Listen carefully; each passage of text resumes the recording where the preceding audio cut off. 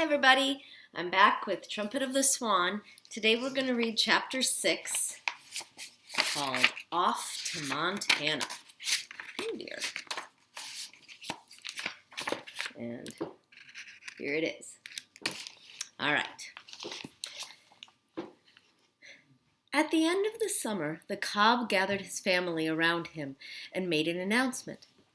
"Children," he began, "I have news for you. Summer is drawing to a close. Leaves are turning red, pink, and pale yellow.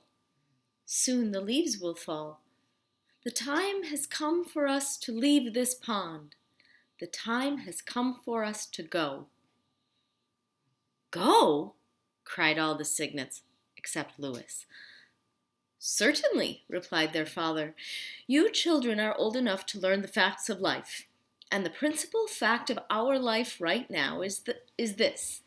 We can't stay in this marvelous location much longer." "Why not?" cried all the cygnets, except Lewis.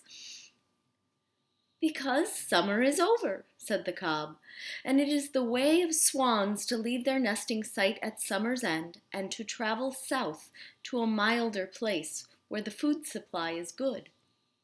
I know that you are all fond of this pretty pond, this marvelous marsh, these reedy shores and restful retreats.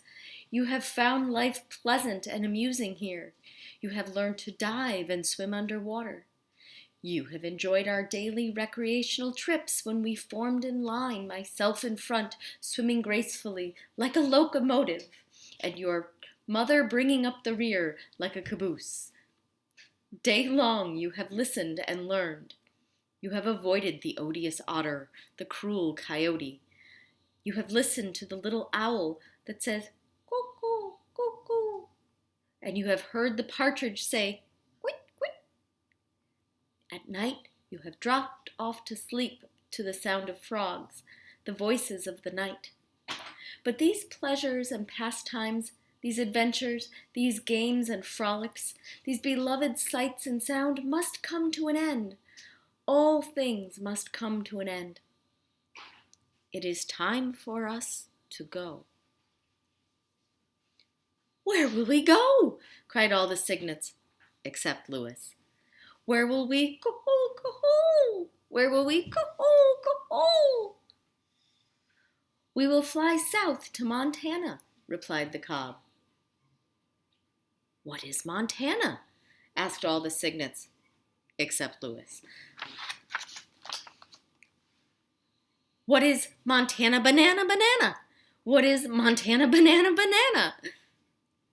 "Montana," said their father, "is a state of the Union, and there is a lovely valley surrounded by high mountains, are the Red Rock Lakes, which nature has designed especially for swans.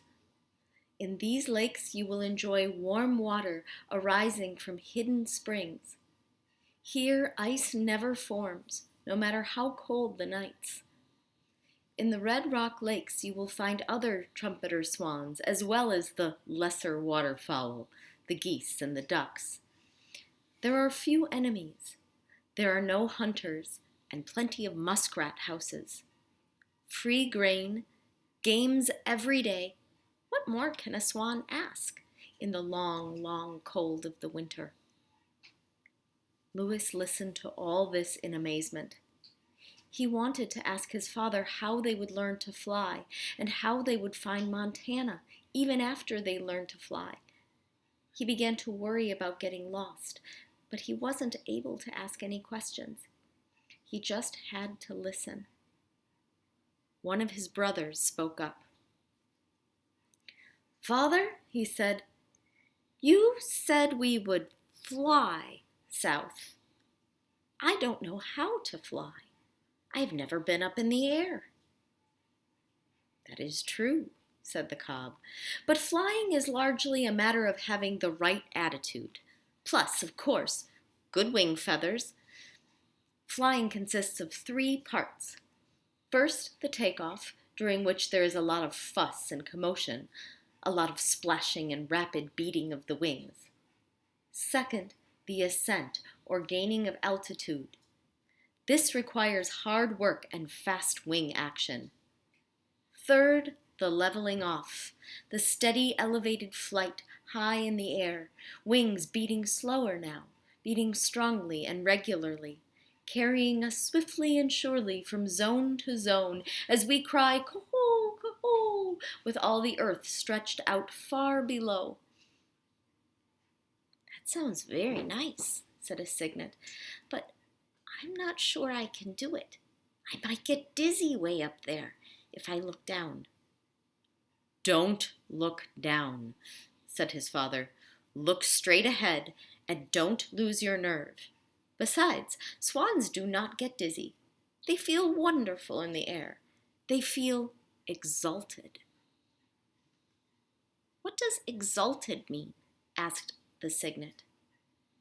"It means you will feel strong, glad, firm, high, proud, successful, satisfied, powerful, and elevated, as though you had conquered life and had a high purpose."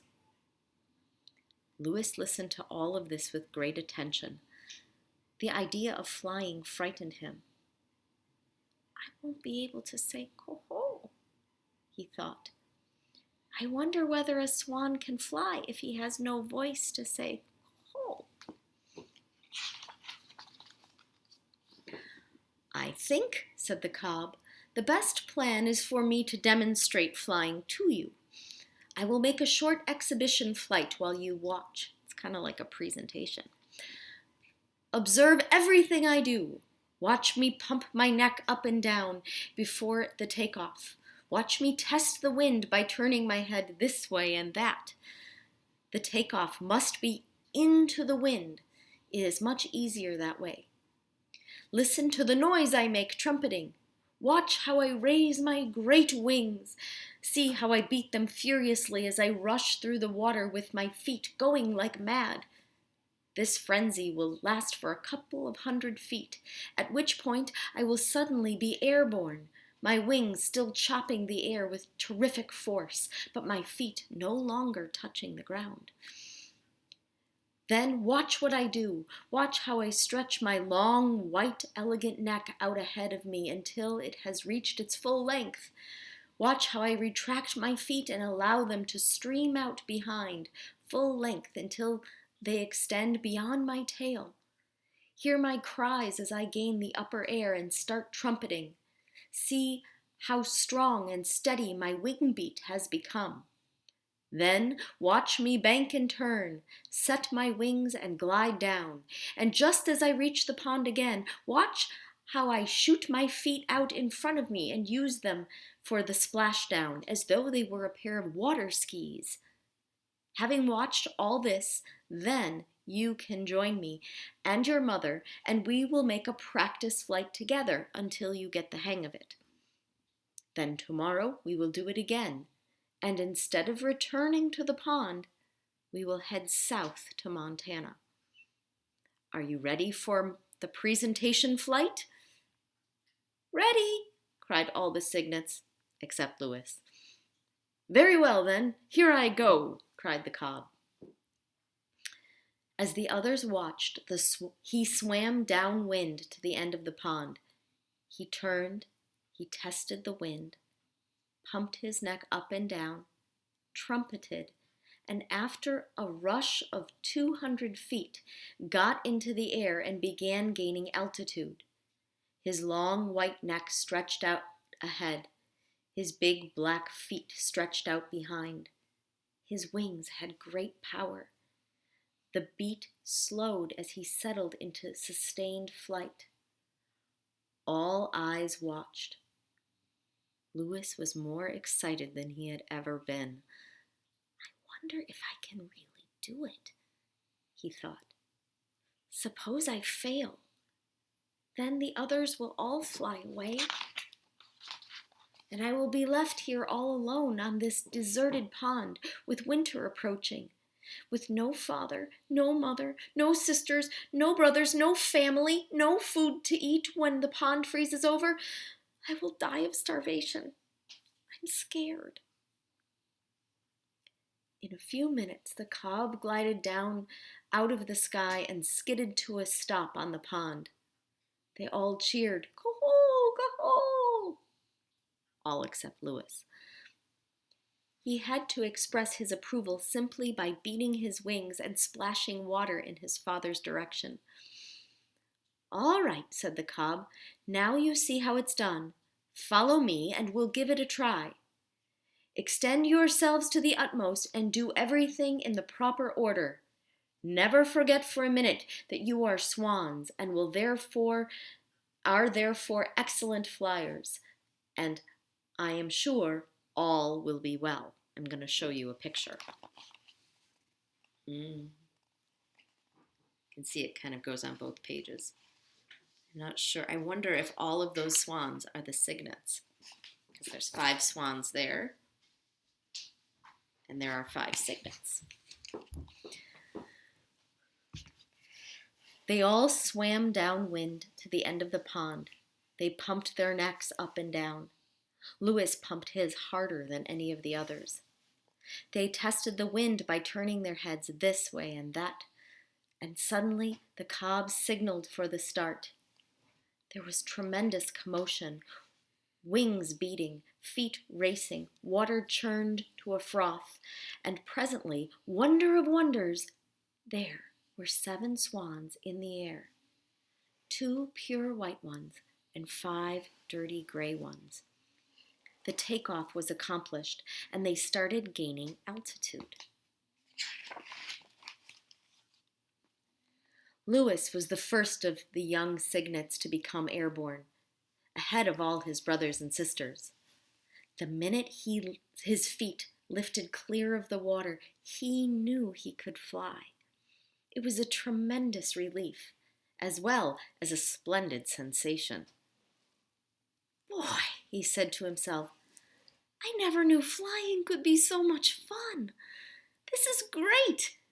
This is sensational. This is superb. I feel exalted, and I am not dizzy. I'll be able to get to Montana with the rest of the family. I may have a problem, but at least I know I can fly." The 7 great birds stayed aloft about half an hour.